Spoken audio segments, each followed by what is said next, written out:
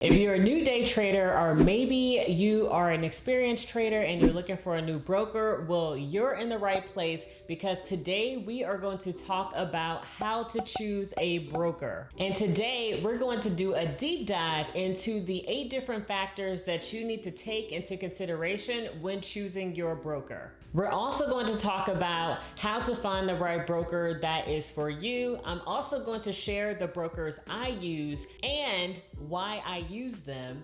I'm going to share my most important tip at the end, so make sure you watch this video all the way through. Get a notepad, take some notes, because it's really going to help you choose the best broker for you. If you don't know who I am, I'm Lakeisha Tomlin. I'm a former engineering manager turned full-time day trader, and I help new day traders just like you become profitable or make their first profit in 60 days, sometimes less. So before we get started with the tips, first I'm going to break down what is a broker. If you're a new investor or day trader, you may be wondering, what is this broker that everybody is talking about? Well, a broker is like a bank, essentially. You can go to them and exchange stocks, currencies, crypto, whatever type of instrument you want to exchange or you want to trade. So you need to have a broker set in order for you to be able to buy and sell these things. Now, you can't do it by yourself. You need a broker in order to do that. So now we're going to get into the 8 things that you need to know when choosing your broker. And the first thing is competition. There's going to be a lot of competition out there because there are so many brokers. It seems like there are new brokers popping up essentially overnight.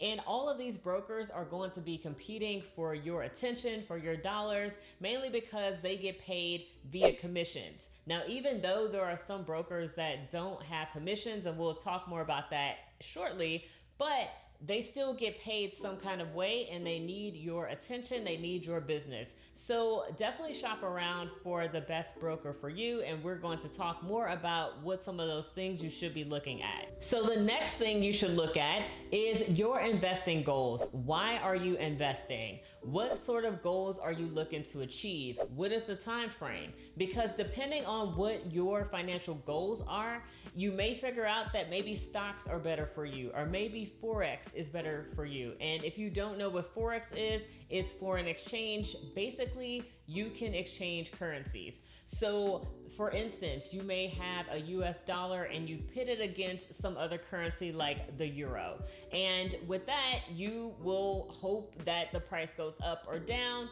based on if you're buying or shorting.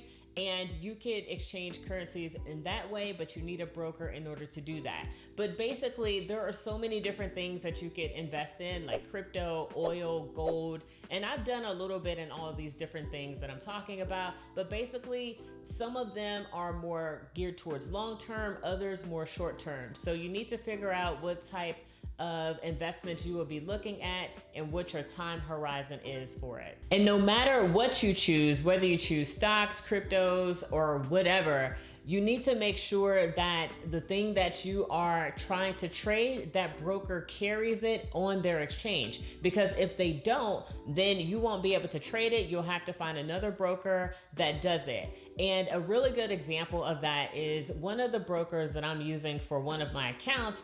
I want to exchange Forex currency pair USD JPY, and that is also known as UJ. Basically, you're pitting the United States dollar against the Japanese yen, and it doesn't have that particular currency pair on that broker. So if I want to trade it, I have to use another broker, which I'll talk about later, in order to be able to exchange those things because it's not available. So just keep that in mind when you're looking and you're seeing all the different things that you can trade on that particular broker. The next thing you need to focus on is how much money do you have to invest? And if you don't know how much money you need to invest, then go ahead and check out this YouTube video here where I break down some of the things that I did to figure out what amount I needed in order to day trade or invest, and all of these other things. You'll find a lot of good information in that video, so go ahead and check it out. But just to give you a brief, you need to make sure that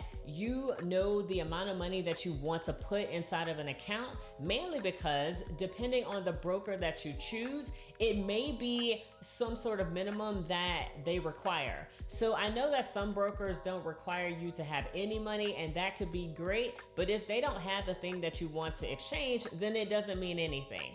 And then there are some brokers that have a minimum of about $200, maybe $500, sometimes more. But if you understand how much you want to invest or trade with initially, and then you can pick a broker based on that. And that is definitely something that I've done in the past.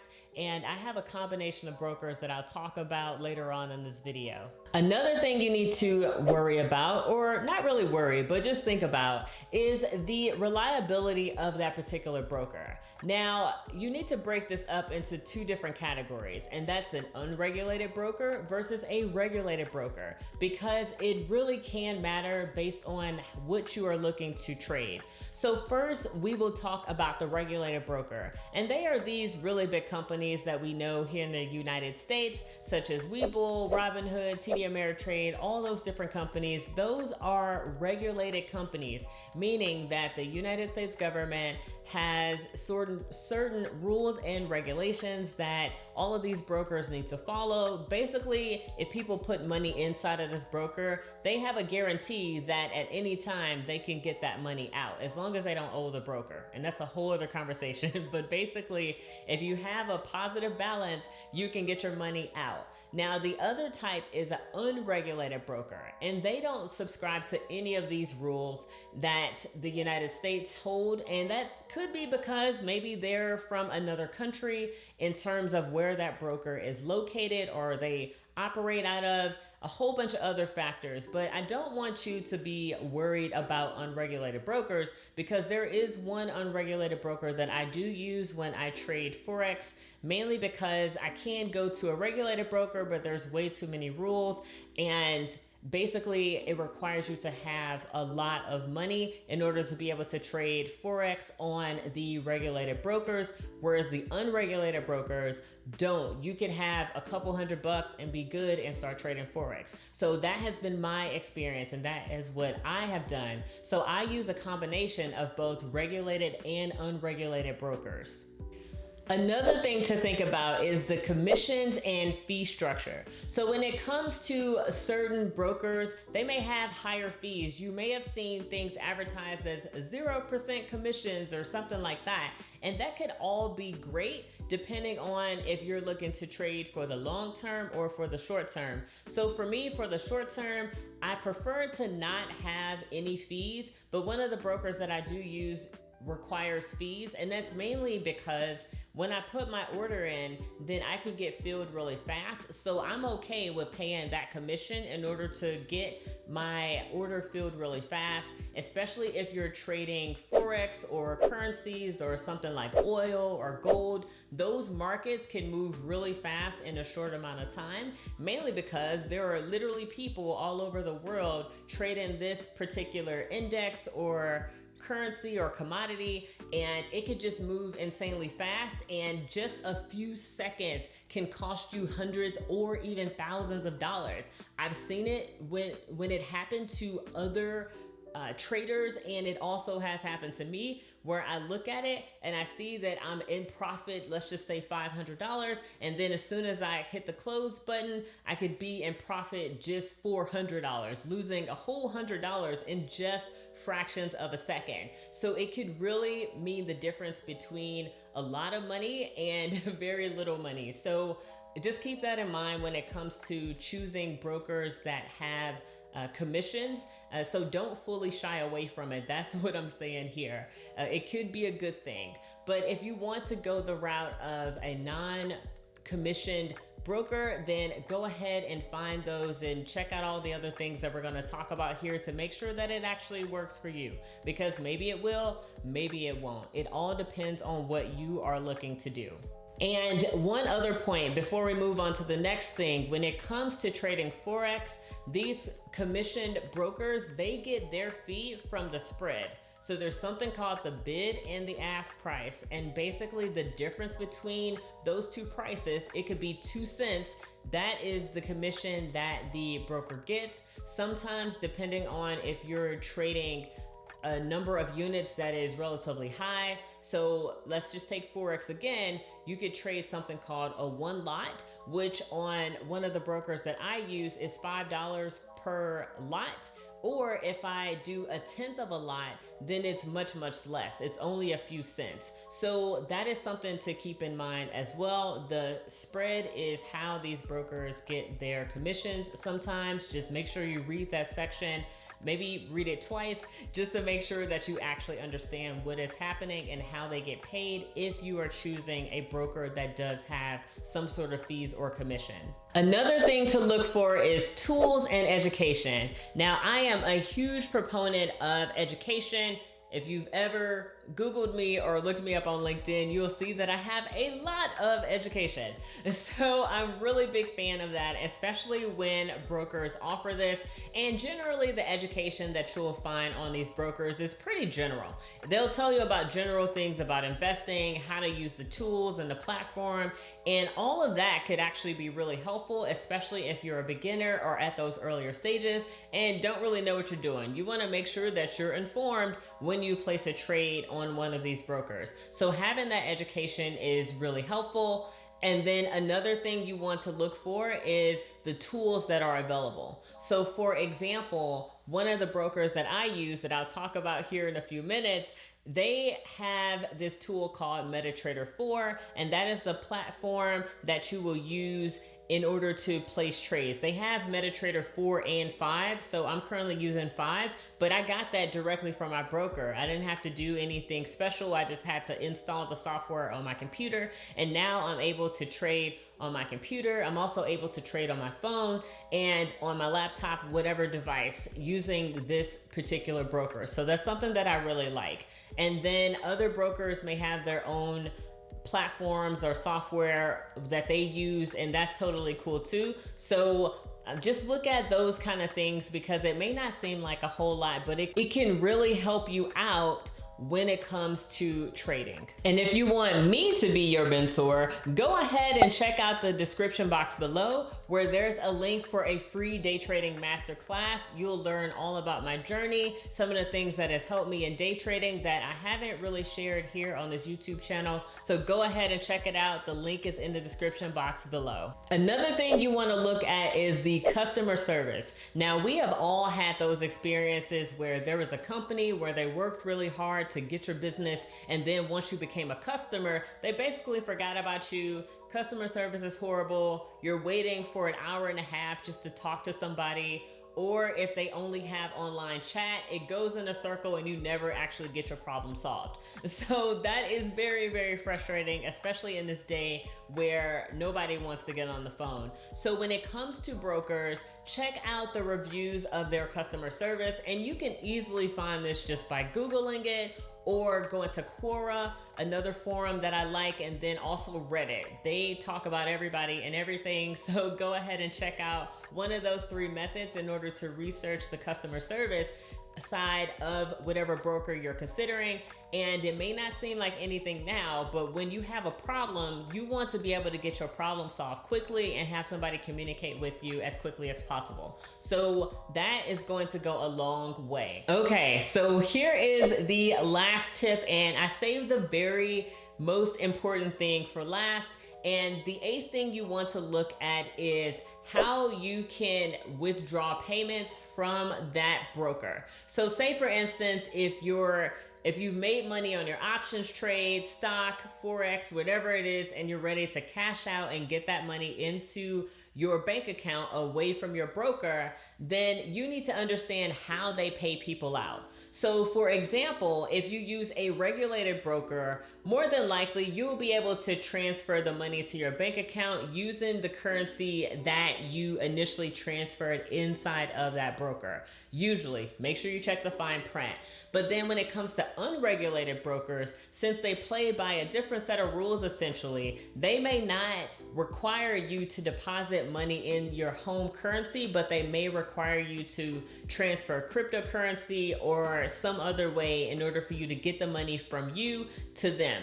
So same thing when you're trying to get money out. Instead of getting, say, US dollars, you may have to get that money in cryptocurrency and then convert it. So it's not as hard as it may sound, but basically you want to know how you can get your money out as quickly as possible. And then you also want to know approximately how long is it going to take for you to get your money.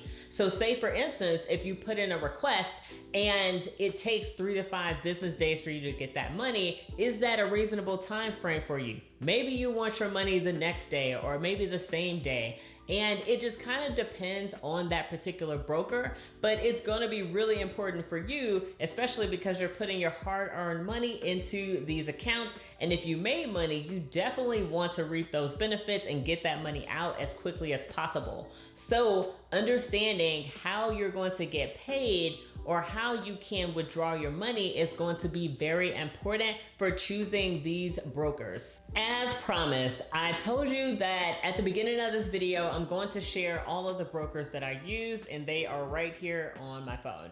So the brokers that I use for long-term investing and trading stocks are TD Ameritrade, Robinhood, and E-Trade. And if you want to check out any of those brokers, they're down in the description box below. And just know that these are regulated brokers. So there's going to be different rules and regulations, but you can go ahead and check them out and see which one of those may work for you. And for cryptocurrency, at this point, I'm using 2 different brokers. Ooh, actually, I forgot to put another one on here. I use 3 different brokers. So the 3 brokers that I use are Coinbase, which everybody knows. There's a link in the description box below, but if you don't, you can check it out. Then KuCoin, it's actually one of my favorite brokers at the moment, just because there are so many options. Like you could trade so many different things, and it's just kind of fun. They have games on there, which I haven't played any of the games, but basically just the way that you trade, it's just so different. You could have a margin account where you could borrow money for insanely cheap in order to help you in your position. Now, if you do margin, just make sure that you have enough to cover the margin, but it's super simple in order to open up a margin account on KuCoin.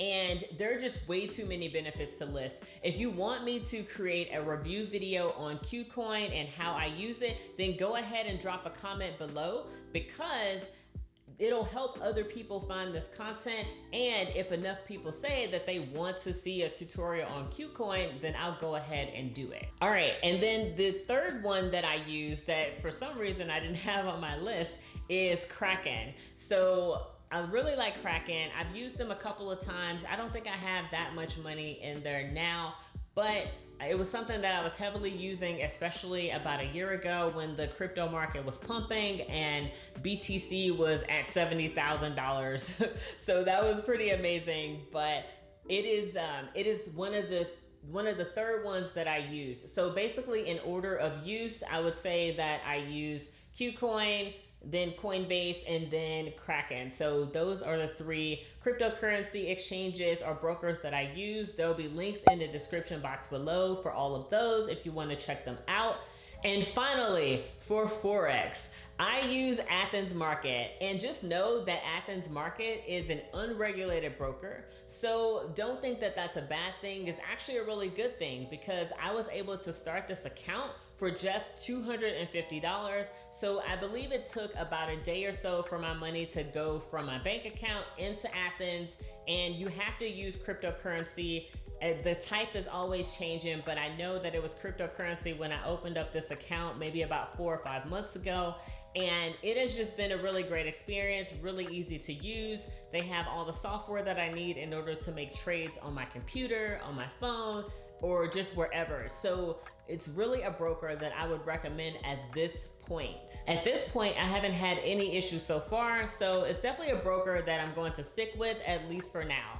And you can find the link in the description bar below, so that way you can go ahead and check them out. So basically what it boils down to is go ahead and get the best broker for you. Nobody can tell you which broker is going to be the best for you because nobody knows what your investment goals are or how you want to trade or anything like that. So I made some recommendations based on the ones that I use. You can find all of those in the description box below. And if you love this content, go ahead and give this video a like for the YouTube algorithm so that way other people can find it. And then also leave a comment below. Tell me what you like, what you want to see, all of that good stuff. And then go ahead and check out these videos here on the side, especially if you're interested in day trading. I break down a lot of stuff just like this, so that way you can get the most benefit here on YouTube. I'll see you next time.